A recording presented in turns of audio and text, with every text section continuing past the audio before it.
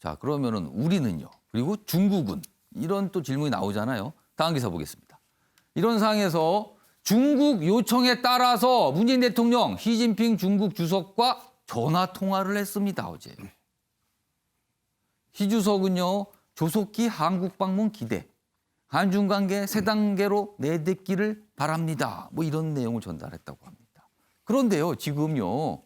문재인 대통령은 바이든 미국 대통령과 전화 통화 그 시점을 좀 조율하고 있는 단계예요. 왜냐하면 새 대통령이 취임했으니까 각국 정상 전화 통화가 당연하잖아요.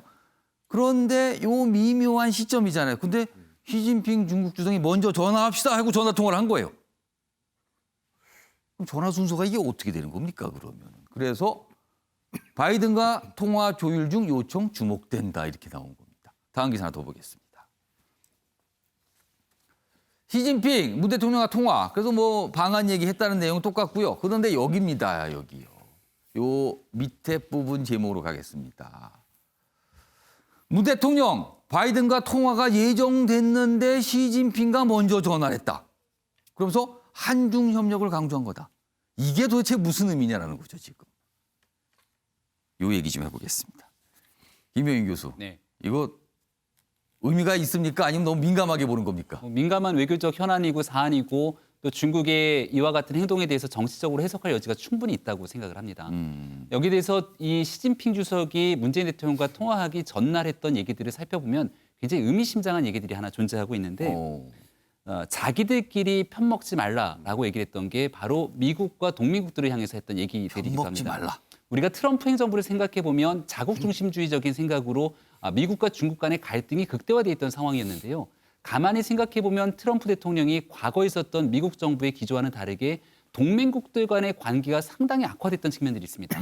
대한민국 입장에서도 방위비 분담금 문제 때문에 동맹과의 전통적인 우방 관계보다는 오히려 경제적인 문제에 자국 중심의 이득을 중심했던 트럼프 행정부이기 때문에 아마 중국이 바라보기에도 그 미국과 동맹 간의 관계가 끈끈해지는 문제들까지는 그렇게 크게 엄두두지 않는 지점일지도 모르겠습니다. 다만 바이든 대통령이 취임하고 나서 미국이 다시 돌아왔다는 점을 강조하고 전통적인 우방과의 관계, 동맹과의 관계를 든든하게 복원하기 시작한다면 한미 간의 관계도 과거에 있었던 트럼프 행정부의 관계와는 상당히 다른 관계로 변화될 수 있는 상황이거든요. 그러다 보니까 시진핑 주석 입장에서는 이 문재인 대통령과 이 바이든 대통령의 통화 이전에 먼저 긴급하게 통화를 하면서 이 관계를 조금 틀어보려고 하는 노력들을 시도하는 자기 것이 생각을 먼저 얘기를 많이 해두고 싶었다는 거죠. 시도하는 것이 아닌가 싶기도 하고요. 또 더군다나 중국은 대한민국 문재인 정부가 가장 중요하게 생각하는 대북 관계 속에서 중간에 역할할 수 있는 관계 아니겠습니까? 이런 측면에서 바이든 대통령 취임 이후에 바뀌어지게 될 한반도 정세에 대해서도 여러 가지 측면에서 우리가 유심히 지켜볼 대목들이 많다고 봅니다. 이런 상황에서 지금 북한 얘기 잠깐 하셨잖아요. 북한과 관련된 기사도 오늘 있습니다. 최근에 북한의 고위층이 탈북을 했다. 그래도 우리나라 들어와 있다. 뭐 그게 몇 년 지났다. 뭐 이런 보도들이 꽤 있었거든요. 그런데 이런 내용도 있습니다. 북한의 한북인민위원회 부위원장도 탈북을 했다. 인민위원회 부위원장이면 우리로 치면은 부지사 정도, 뭐 부시장 정도 이런 정도의 위상이거든요. 그럼 꽤 고위층이에요. 북한에 상당히. 그런데요. 작년에 들어왔는데 우리나라에서 경비원으로 일을 하고 있다. 고위직 탈북민 홀대 지적이 많다. 그리고 조성길. 이거 탈북해서 우리나라 들어오는 거 좀 알려줬잖아요. 그런데 1년 넘게 직업 자체 어떤 역할을 못 구하고 있다. 그러자 태영호 의원. 탈북 의혹은 더 있다. 그리고 태영호 의원이 이런 상황에 대해서 사실은 뭔가 정부가 좀 방치하고 홀대하는 거 아닙니까? 물론 직업에 귀천이 없고 다 역할이 있습니다만 고위층이라는 거를 가면할 때 다른 역할을 줄 수가 있는데 이게 어떻게 된 겁니까? 뭐 이런 지적도 나오고 있습니다. 김종욱 교수님, 어떤 상황일까요? 지금 탈북민들 들어오는 상황과 관련해서 정부의 입장은요?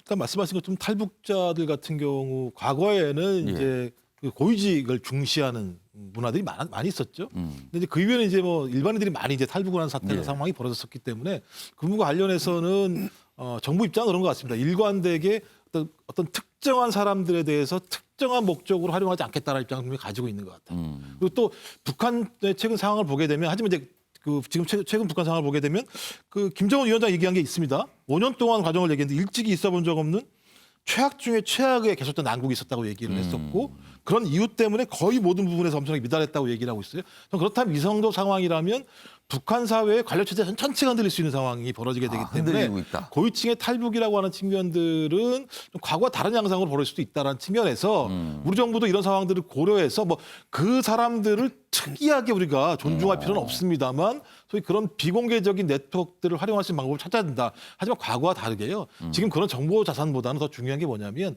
북한 사회로 들어가는 정보 자산이 더 중요합니다. 외부의 정보가 들어갈 수 있는 총로가 더 중요하기 때문에 그런 측면에서는 과거와 다른 모습이다. 그럼에도 불구하고 만약에 북한이 그런 관료 체제의 이완이 발생해서 탈북자가 많이 나왔을 때 우리 정부가 그 부분들을 어떻게 하면 완충하면서 정보를 잘 흡수할 수 있을지에 대한 새로운 차원의 탈북자 대책 같은 경우도 이제는 고민할 때가 됐다고 생각을 합니다.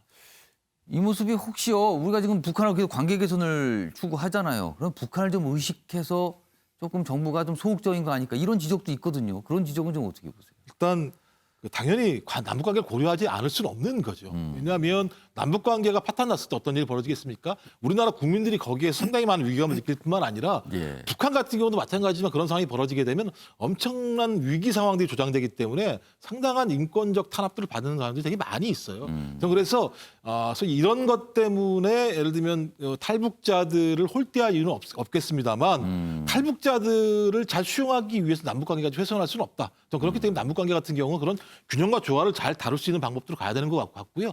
가장 중요한 건 빨리 대화를 통해서 서로가 안정적인 상황들을 관리할 수 있는 그런 시스템과 관행들을 만드는 게 더 예. 중요하다고 생각을 합니다.